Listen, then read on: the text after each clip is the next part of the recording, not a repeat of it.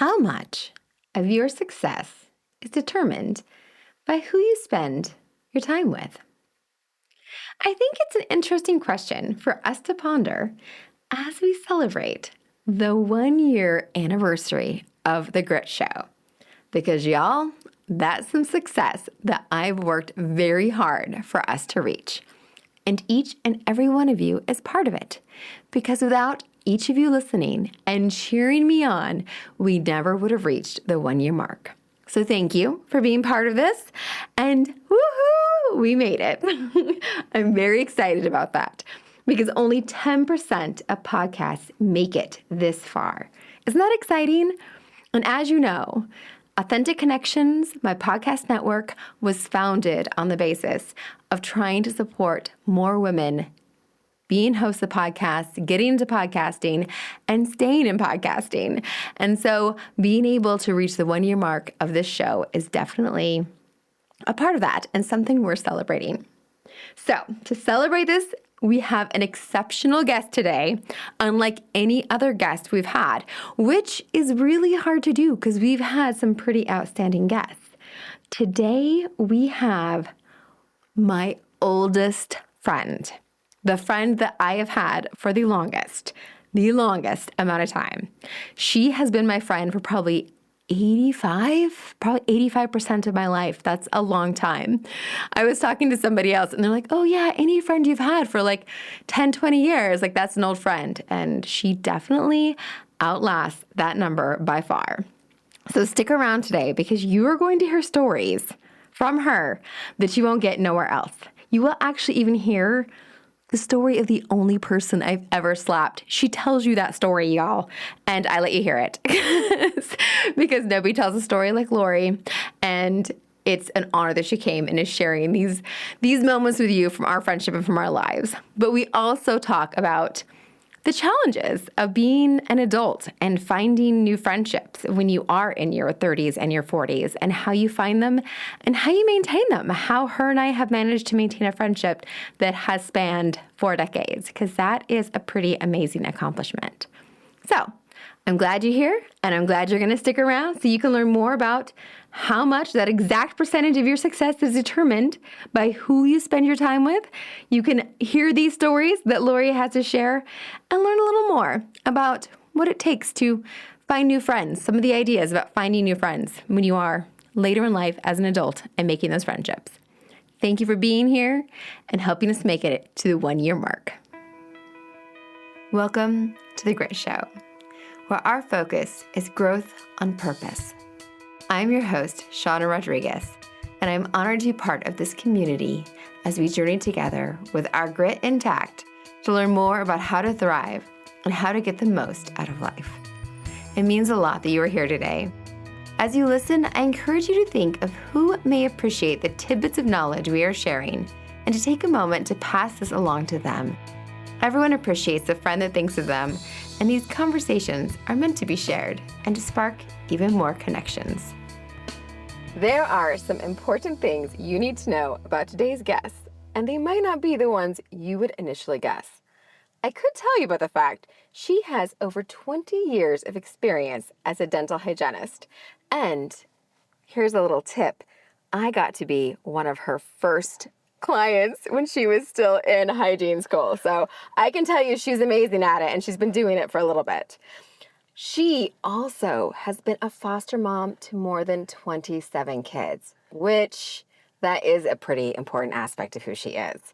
She also has specialized in working with newborns and infants with unique needs.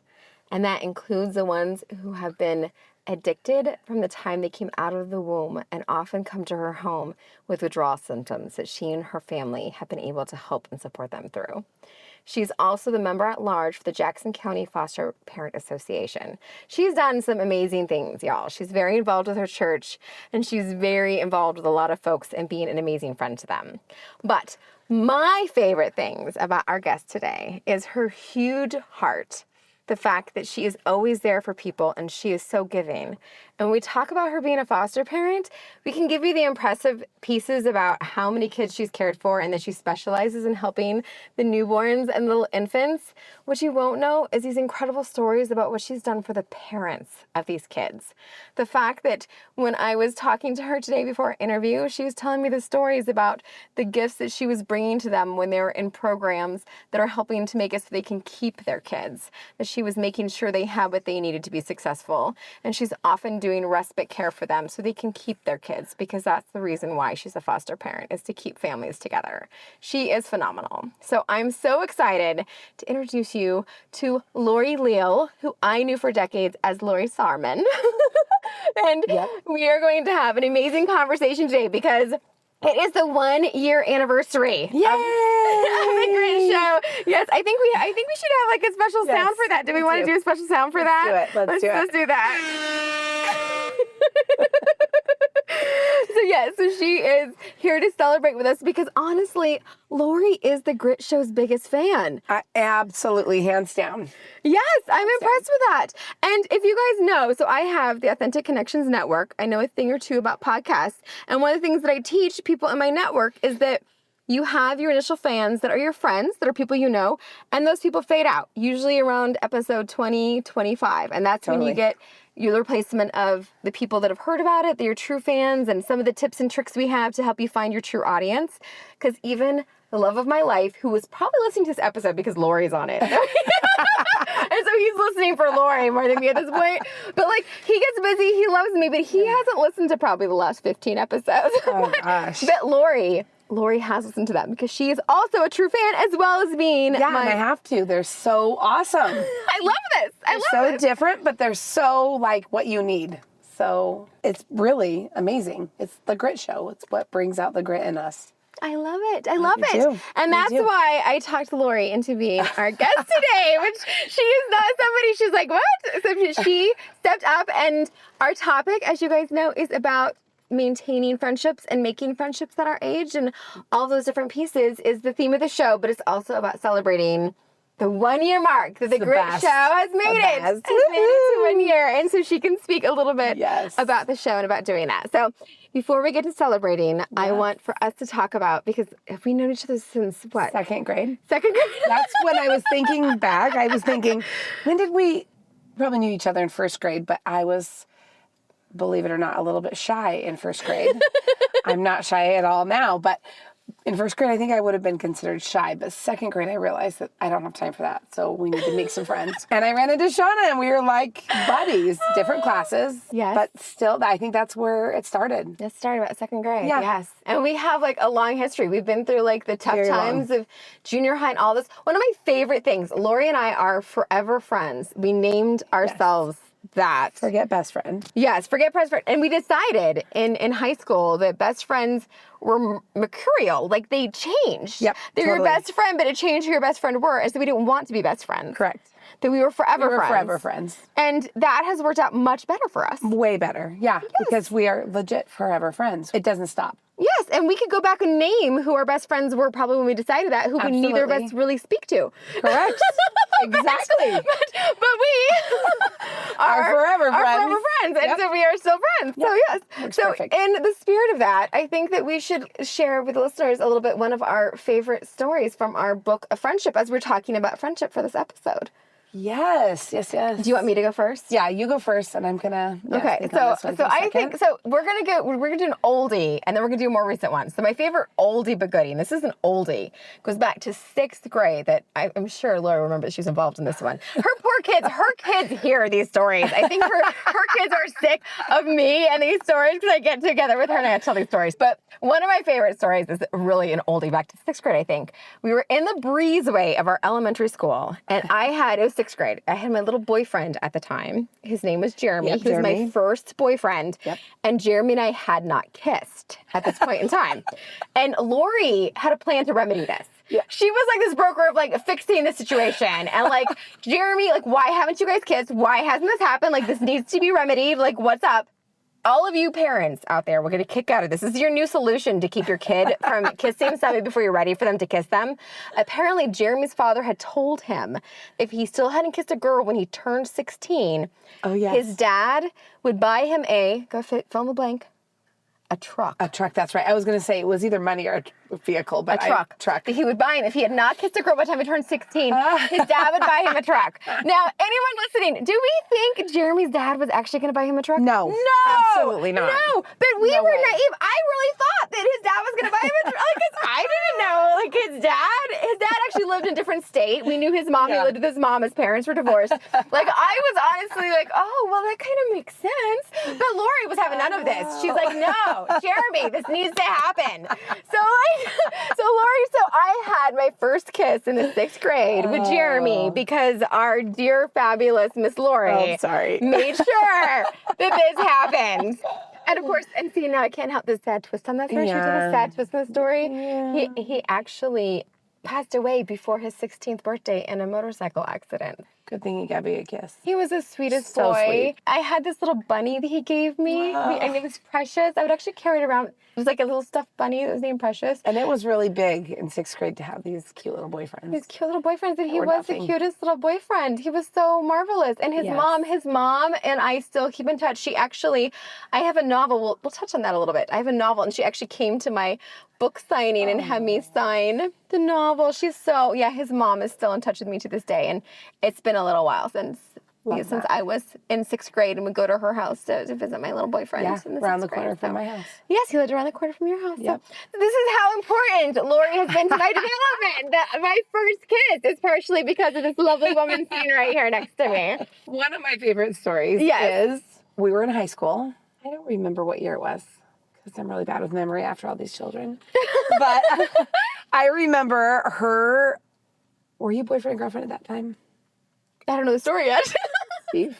Oh, possibly. I don't know. And he was telling her a lie. Oh, no, we were not together. Okay. We were not together. They had been previously. Yes, my high school sweetheart. Yes. My high school sweetheart. We tortured each other after we broke up. So this was an off again thing. And I remember I went over to her because she's like, I've got to confront him. He's lying. And I might have found out he really was lying. And so she's like, come with me. We're going to confront him together. And I was like, let's do it. So we go up and he has these really steep stairs. She goes in and asks him and he lies to her again. She goes, tell me one more time. And then all of a sudden she slaps him across the face and in walks his mom. And I thought I was going to die.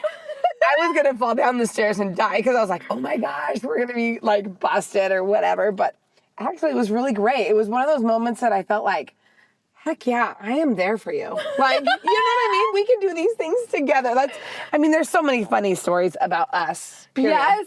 Like one time, her mom, also a funny story when we were younger, her mom went out of town and was convinced that we stole all of the lights, like the little light bulbs off of their porch. We really didn't. It's Christmas time, so the Christmas lights were up, and she thought we unscrewed all the light bulbs and stuck them in the mailbox. Yes, her mailbox. Yes. Your mailbox. Yes, and accused it. And I got grounded for it. Yeah, I got we couldn't grounded see for each it. other for a while. Yes, because we never did it. We never did it. We also got grounded because somebody's house got TP'd, and they thought we did it. They thought it was us. Because Lori's just this terrible influence. Apparently, I'm a terrible influence. She did get me kissed. She did get me kissed. I did get her kissed.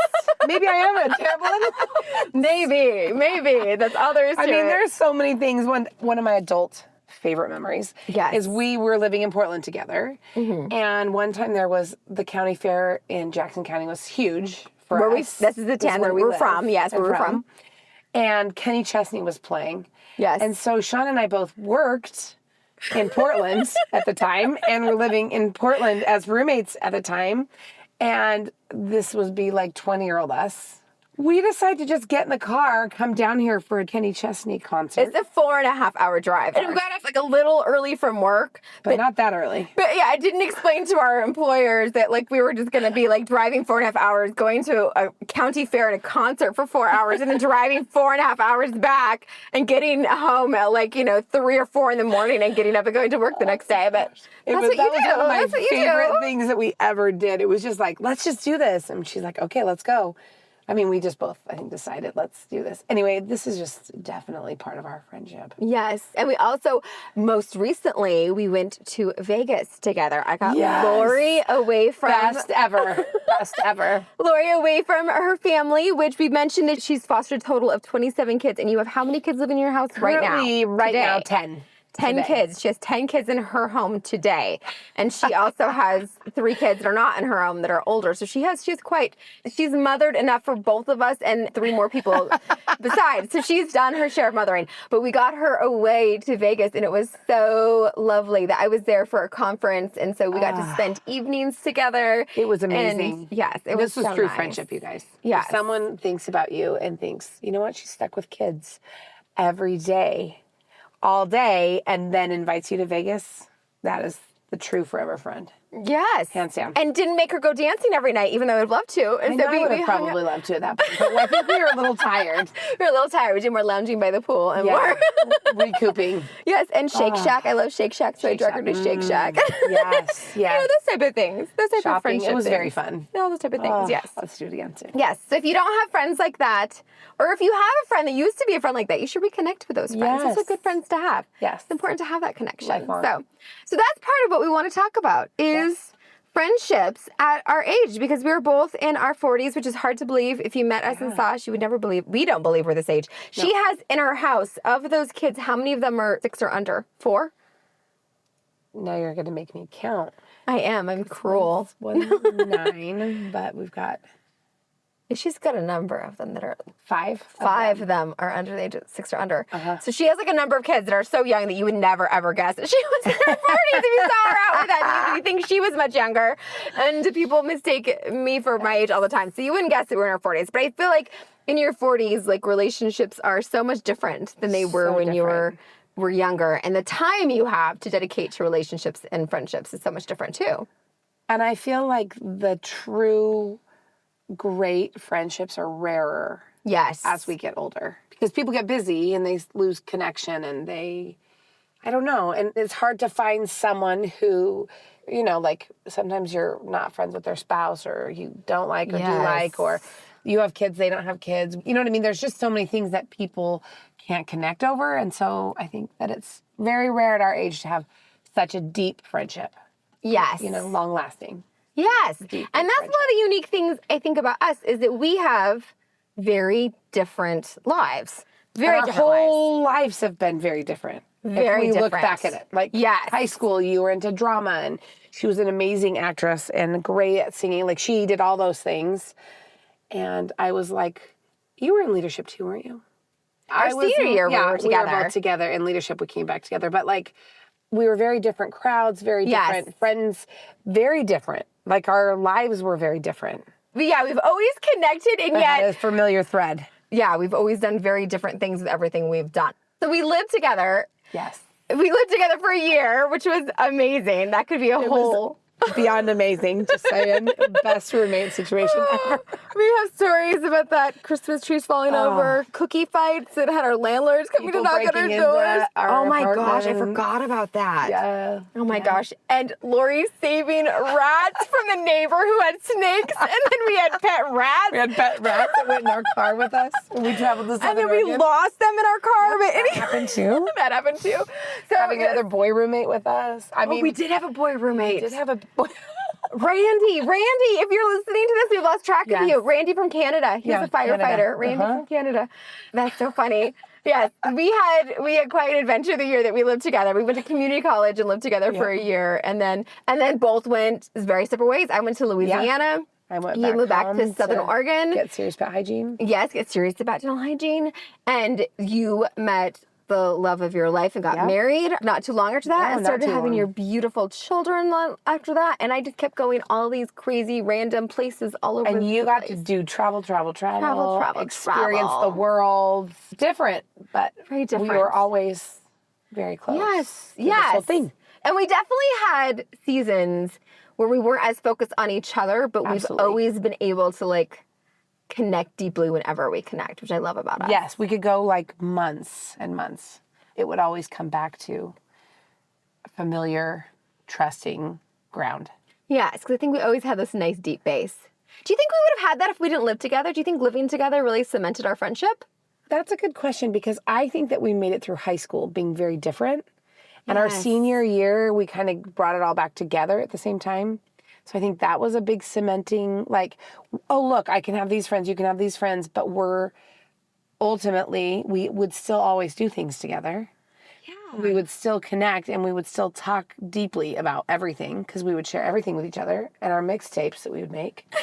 Yes. Back in the day, that's what you did. Oh my gosh, we actually would record letters. We would record letters. She was in New Jersey for a time as a nanny. Yes. And I was back in Oregon and we would record letters to each other on tape and send each other letters on tape. And that was before we were roommates. That's before we were roommates. But roommating was really cementing because that was kind of we kind of moved into a weird situation and we had to be there for each other because moved in and we're taking care of somebody and it didn't work out. Oh, I forgot about that. We got taken advantage of extremely bad. So her and I had to bond together and we're going to fight the world.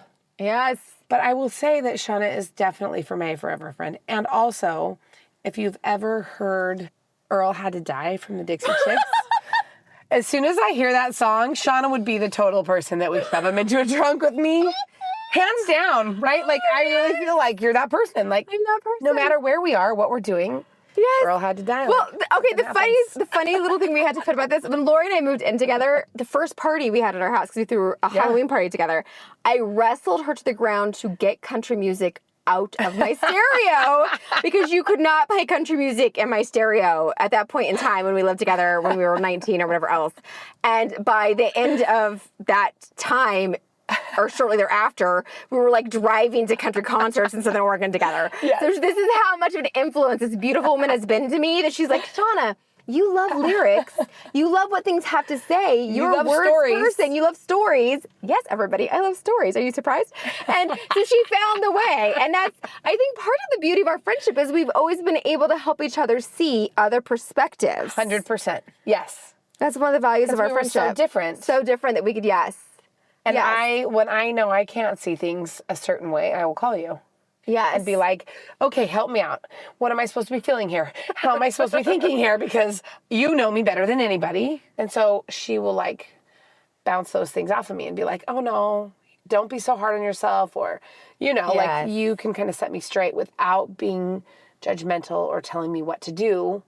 She just knows how to do it, you guys. She knows me completely and loves me. And I know that what she's saying isn't going to be derogatory or judgmental or awful, but she reminds me of the truths that I need to remember. And I think that's probably what's rare about adult friendships is how much history we have, A. Yes. And B, that you know me completely, that you know, oh, if I said this, I might piss her off, but she'll be able to accept it because it's us. Does that make sense? Yeah. That we can take the hard truths and the reality from each other. Because you would tell me the hard truths every day, which I love. I remember there was a certain times where I was like, what? That is not true. When we were petty. But then, as we grow up, I think that's what bonds us and cements everything. Yeah, no, it helps to have that history, I think, too. We were talking about, so there's this really good book that I'm really into right now called We Should All Be Millionaires by Rachel Rogers. It's very good. And there's this chapter in there where she talks about working with one of her clients, and one of them has a annual friend review. And so we were talking about this annual friend, and we were both dying laughing as we were listening to it. And we see the importance of this, right? Where they say, in this past year, who I spent the most time with, and was that friend there for me? Do we have fun bonding times? Are they someone who frequently complains but they don't ever fix or change those things? Do I look forward to spending time with them? Are they somebody who energizes me, or do they drain when I spend time with them? So kind of looking, analyzing, who are the people you should have in your life. And so it was really fun to look at that. And we're both laughing at it. Well, if we would do that every year, how many times we would have dumped each other? Yeah, we probably would have dumped. There are some times where I definitely, Shauna's way been there for me more than probably I've been there for you, for sure. I don't know if I would say that. But there are certain times in our lives that definitely. And there's certain times where I had to be there for you more. Yes. But I think if we would have taken that yearly inventory that year, we would have been like, oh, forget it. If that's just really a yearly basis instead of this overall. Yeah. Because it may be a year of I need you more than you need me. And there may be a year where you're I need you more than you need, you know what I mean? Yes. So I think that the give and take continuously, I definitely don't feel like you ever drain me. So I think that we would never dump each other because I don't think we've ever drained each other. I do complain and I don't fix things, so don't dump me for that. Just kidding. I don't think that. I see you trying to figure things out. I do. I see you trying to figure things out. But sometimes it takes me a lot longer than probably the average person. No, not the average person. I think Really? that you overestimate the average person. Maybe that's it too. Shauna's really good at bringing me back to that too, honestly. Like, she's like, wait. It's bring it not back. easy. Yeah, it's not easy to shift and Yes. change things. I think that you're trying to figure out instead of just being stuck in the same thing, that you're Yes. aware that something needs to true. give, that something needs to change. But what it is not easy. hidden thing. Yeah. Yeah, You're and right. you're open to trying to figure out what that is. That's true. Yes, but you're not looking for me to fix things. And I get that you're not looking for me to fix things. I think we both get that about each Yeah, other. I I think think that's a you're good element to our friendship, is that we're not trying to fix each other or No. fix things. We're just like, oh, hey, what about this? Or point out the things. And I think that we know each other's strengths so much that we're like, oh, remember, you're really good at this. Like, do I buy a gift or just send money? No, dude, you buy a gift because you're the ultimate gift giver. Like, I know that about you. Like, Yes. my kids are all like, Aunt Shauna's gifts are the bomb because they're very meaningful. Me, I'm a terrible gift giver, so you would tell me, yeah, just give them money. It's so much less stress in your life right now. You know what I mean? Yes. Like, there's definitely those things. It's funny because if you've been listening to the last few episodes, I think that I've been trying to do more of the thinking through Yes. if you're problem solving or not. And the episode with Dr. Rishma, like talking about how good she was at like asking for what she needed in her conversations and stuff and trying to introduce that. But I think you and I do that almost instinctively. So maybe think so, that's one too. reason why our friendship is so strong. Because yeah, I did. I called her like, I got this thing for this graduation and I'm not sure how to take this. Like I want to send a gift, but they're just giving me ways to send money. Like how do I handle that? And she could Yeah. say to me, no, you send a gift. Yeah. And that's when I needed advice instead of just needing someone to like, help me sort how I feel about this, or just listen to me Right. talk I think about you're this. right. Like, we are like, oh, hey, no, remember. Yeah. Because sometimes I think we forget that about our own selves, right? Yes. Like, you're right. I do do amazing gifts. This is my strength, not my weakness at this time. You know, because we know each other so well and because we've really like stuck it out. I mean, we've been through some crazy stuff. Oh my gosh, yeah. Our lives have, I mean, Yeah. yeah. Yeah, We need to write a book about our life someday. Exactly. very Which, long if forever you, book. so that goes back. So That's true. this is a fun thing to touch on. So I have written a novel, which I don't know how much I've talked about this on the podcast, but my novel Beyond the Pear Blossoms. And one of my favorite praises for that book is that it talks about different friendships and the way that the girls are able to be supportive of each other. It's about life transitions and how you make those decisions and the people you surround yourself with and how they're a support to that, as well as relationships just in general and making decisions about things. And one of the characters is actually based on Laurie. I'm not going to tell you which one, but one of the characters. How is that for you to have somebody like write a book and have a character I based on loved you? it. And the best part is that I have, they're adults. They're 18 and 20, my oldest girls. And they're funny because they're like, wait, Mom, is this one you? Mom, wait, is this one you? And I was like, I don't know. Which one do you think it is? So it was super awesome. And it was like it was amazing, actually. It was the biggest compliment. And I was like, she's doing her dream because I knew she would always write a book. She's a very good writer. Then it had to do with us. And I was like, bah.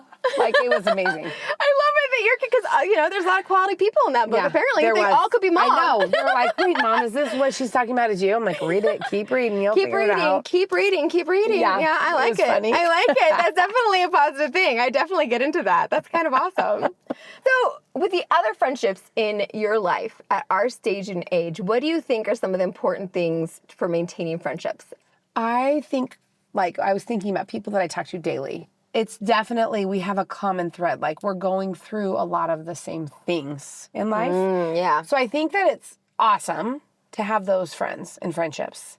I think that we support each other in different things and we understand each other. Like, for instance, someone in foster care, they understand exactly. You don't know unless you know. If you're not living it, you have no idea. So that kind of a friendship is what we do. Like, okay, I'm doing this, and what do you think about that? And mainly it's that.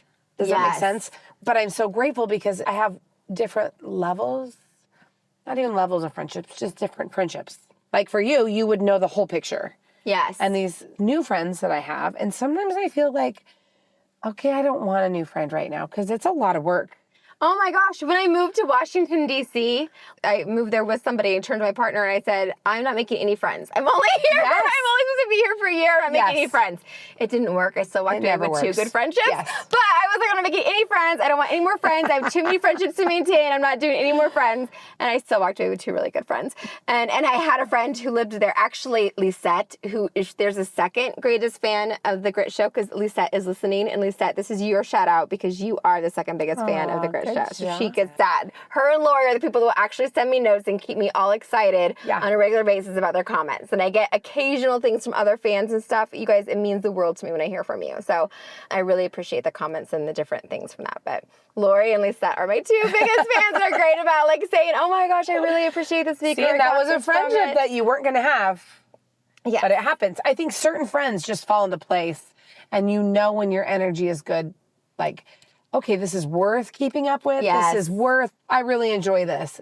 But then there are some people that I'm like, I can just feel like it's going to be draining. Yeah. And those are the, like, I do agree with from that book, that's the biggest indicator. If you have people that are energetic drains, that it's good to regularly evaluate. It doesn't even have to be annual. It could be monthly. It could be just whenever you recognize that you shouldn't keep those friendships. Life is too short. And that's what I've actually decided. Like, I'm very much a caretaking kind of a person. Go figure. Yes. But like, I love to make sure everyone's happy and like, I just want everyone to feel comfortable, and I don't like the exclusive person.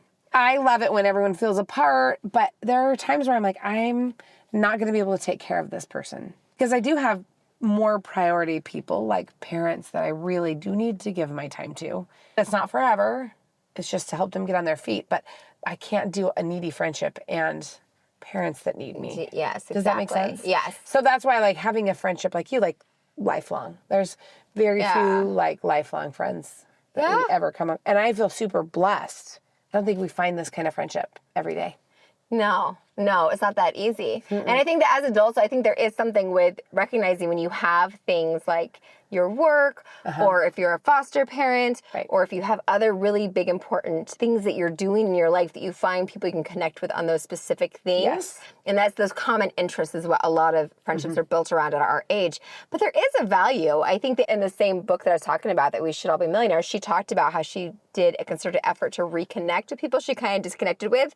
And I feel like with the pandemic, especially, people have kind of lost touch. I know with me moving a lot, you lose touch, that there are people of value. And if you look back and you're like, this person did bring me joy. I enjoyed our times together. And I've fortunate for some really great people that have been in my friends for a long time. Yes. Some of them were drains, and I still stay friends with them because that's what we do. Because that's what we do sometimes. But there's lots of really great people who give so much and bring me so much joy. And it is good to reconnect and remember those folks. Like when you start to feel like I don't have the friendships I need, to put the effort into nurturing those old relationships to bring back. Because I think we get busy. Life gets busy. People forget. And the pandemic did do something on people and their connections. But I think that you're right. Like you look back on that and think, oh, I really enjoyed that person. Yes. Like, why have I not talked to them? Or, you know, maybe I wasn't there for them that much during this time. But I think that the real friends, they're going to get it. And they're like, oh, hey, it's been a long time. Let's just chat up, you know. I don't know. I think it's just and nurture those. And I think during like my everyday life, of course, it's the common thread. Like, what are we living and, you know, who's doing what? You know what I mean? But it's also important to get those forever friendship, right? Some of my daily people that I talk to don't get all of that because they don't know all of that. Yeah, no, exactly. I think it's good to evaluate if you start to realize that you have more energetic drains, to start like cutting off the draining relationships and then go back and find the ones to nurture that you were more reciprocating and you got more out of. I think it's important because we do only have so much time. Yeah. Yeah, and it's good to like find those and to find ways to even do networking, because I know that like there's this Moxie, Women with Moxie group in Portland that I love, that they actually have some just amazing women. Each time I go there, I feel like I find women with good energy and with like good connecting. So I think that as a woman, it's good to find women with good energy, because those 5 people, those 95% of your connections are what makes that difference. Remember that was 95% of your success in life is determined by who you habitually spend your time with and associate with. Dr. David McCollum, I think his name is, came up with that thing. He does like human motivation. So like who you surround yourself with and who you connect with. So if you feel like you have people that are draining, that are not moving the direction you want to be moving in, that don't get what's important to you. If you have people that are constantly the naysayers, that don't get why you're a foster parent, that don't get why you want to have your own business, that don't get why you want to have a podcast, that don't support those things, that you need to surround yourself with people that do that. So to find ways to kind of connect with more people like that. I agree. Yes. That's interesting. 95%. 95%. Isn't that amazing? Yes. 95% of your success in life is determined. I agree with that because I tell my kids that daily. Like, remember the people that you surround yourself with. That's how you're going to go where you need to go. Yeah, that makes a big difference in who that they kind of gear that with. So with your other foster parent people that you've connected with, how did you find other foster parents to become connected to? It was really funny. A few of them, one was just getting a baby and needed a bassinet, and I reached out to her, and I could immediately tell, like, you are my people. That's awesome. You are the kind of foster parent I am. You love the bio parents. You really go in with both hands and like, let's do this. And so then we like started being co-parents. That's what we call each other now because she'll take my kids and I'll take her kids and we just get it because we're the same. Even if they're hard, like she'll take them, I'll take them. She needs help. I need help. It's a lot of give and take. Yes. You got each other's backs, which is huge. Yeah. And then another one was a foster parent way before I was. In fact, I met her actually as a hygienist. She was one of my patients, which is funny. And then we had talked about funny things like weight loss or, you know, things like moms. And I was like, I really like her. Like, I really just had this.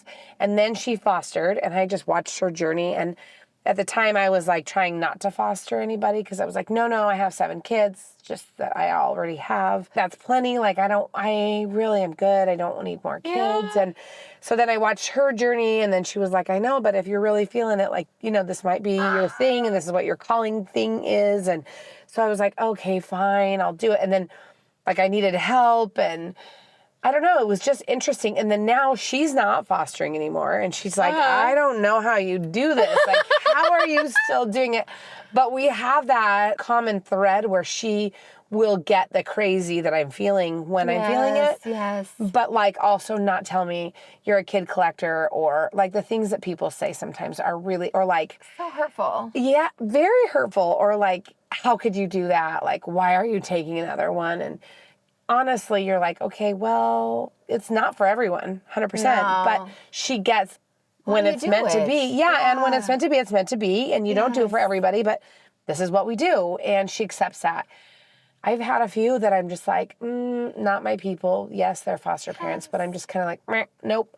You know, like draining. Yeah. I've been kind of watching that too because with 10 kids in your house, you don't have a lot of time to socialize. And so if I'm going to socialize, it's going to be with someone who I really love. So it needs to give back. It needs to be part of 100%. Yes. I love that. Yes. Okay. Well, this is so good. I could talk to you all night and we could talk. Exactly. It'd be amazing. So I want us to get, because it is the 1-year anniversary, what is your favorite episode of the podcast of The Grit Show? Oh my gosh, you guys, it's episode number 6. It's about the cherry blossoms. The cherry blossom experiment and trauma. Oh my gosh, you guys, the cherry blossom. If you have not listened to it, I actually was out to dinner with a bunch of girls and I was like, guys, you've got to listen to this because no matter where you are in life, there's always trauma, no matter with all of us, right? Yes. Like, everyday life, like we all experience trauma one way or another. You guys have to listen to this podcast. It's freaking amazing. I had no idea, and it's helped me daily with the people I interact with. It just will help you in every day, the people that you see, the people you come in contact. Honestly, go listen to that podcast. It was amazing. Yes. Like everything about it. The funniest thing is that episode isn't one that's gotten a lot of traffic. And I don't know if it's the title of it or what it is that throw people off. Maybe I should rework the title because it is about like the intergenerational effects of trauma. Yes. And this amazing study about cherry blossoms, which just cherry blossoms have this immense meaning to me after learning about the study, about how it can affect people in ways from generations before that you don't even know about. It's like the invisible effects of something as innocuous as cherry blossoms can come back to haunt other people generations later. And so you gotta listen to the episode because it goes into better detail. So amazing. Better detail. Like that's episode 6. Hands down. I mean, I love a lot of them, and a lot of them I will say, "Oh my gosh, Shauna, I gotta listen to that." In fact, I tell her a lot that I need to go back and listen to some because some of them I'm just like, "Oh my gosh, I need to like be writing that down." Because usually when I listen to the podcast, I'm multitasking, but it's always so amazing, and I'm like, okay, I gotta go back and learn about this and intermittent fasting or organization, or there's so many that were so good, and some of them I'm like, what is this going to be? And then I'm like always shocked at how different my perspective changes and I learn. That's what I love about this podcast, because it's not, you're not getting the same thing every time, and you're very much learning. I don't know, I feel like I learn and I grow. Growth on purpose. It's our tagline. You guys, I did not pay her to say that. That's true. Growth on purpose. I didn't even think about that. She automatically do that. Maybe she's heard that a time or two. I don't know. Something like that. Excellent. Well, good. So for self-care, what do you do for self-care, Laurie? So we can get a perspective of how on earth a mother with 10 kids in her house managed to find space for self-care. What do you do? So for self-maintenance. I'm trying to get self-maintenance. We're trying to shift. So here's the thing. It's funny because I, for years, have been like, you're funny. I can't go on a walk. I can't take a bubble bath. I mean, you know those little fingers that come under the door? There's not even little fingers. They just barge in and they're in the bath. So I'm just like, forget it, like whatever. So I have recently gotten some goats because I have a little 2-year-old who's lactose intolerant. And so I've heard goat milk is super healing for the gut. We live on a little farm, by the way. And so I got these goats. The Laurie Leal farm. It is very loony. I'm just going to tell you now. Fabulous. So we got these goats. And so with goats, they need to be milked twice a day. Twice a day. Oh, wow. And no more than 12 hours apart from each other. And so it's funny because everyone's like, well, why don't you make the kids go do this and feed the we have pigs, chickens, and goats. And so they're like, why don't you make the kids go out there? And it's kind of behind our house, like in the back pasture. So you have to walk a ways. And I'm going to tell you, it is self-maintenance because 5 o'clock in the morning, because I have to figure out when I can do this so that everything else can get rolling and have a rhythm. And during school, kids have to get up at 6:20, so I have to be done by 6. So in the summer, I might as well just keep doing it. So 5 in the morning, I can see the sunrise. It's peaceful. You can hear the roosters crowing. You can hear the pig squealing because she knows I'm there. She's really spoiled. But I sit there and I milk, and it's just like my time. Sometimes I listen to music. Sometimes I just think about, okay, how's this day going to go? What do we need to do? Or I just do nothing. I just sit there. Or I call Shauna because sometimes we have talked a few times and had it while I'm collecting eggs and milking goats and talking to my pig. Very funny, but I never, if you would have said, Laurie, your self-maintenance in high school is when you're going to be milking, I would have been like, gross, I'm never drinking goat's milk. Never. Let alone milking a goat. No. But here I am. It's interesting because I think you just got to figure it out and what works for you and what calms your self instead of all the cliche things. Yes. Because I love doing puzzles, but doing puzzles with a 2-year-old and a 10-month-old is not logical because they like to eat puzzle pieces at 2 years old. Yes, exactly. Finding a space and place for calm. It's the one place you can have to yourself. Yes, and it's interesting that that's the one place that I'm finding it. Yes, but you found it. Yes, and I love it. Props to you, and it took a while. It wasn't easy. It took a very long while because I just kept searching, what in the world? And then I was like, hey.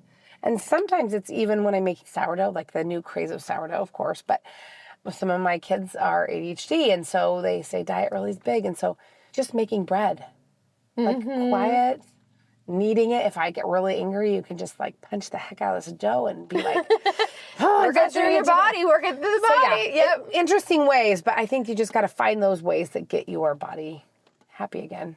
I love it. That's perfect. And I think it's great for everyone to hear that it's not simple figuring out what you need to do for yourself. No. And when you find it, though, it may not be what you thought it was, but if it works, it works. And then to guard it and make sure you have that because it makes a difference. I love it. That's awesome.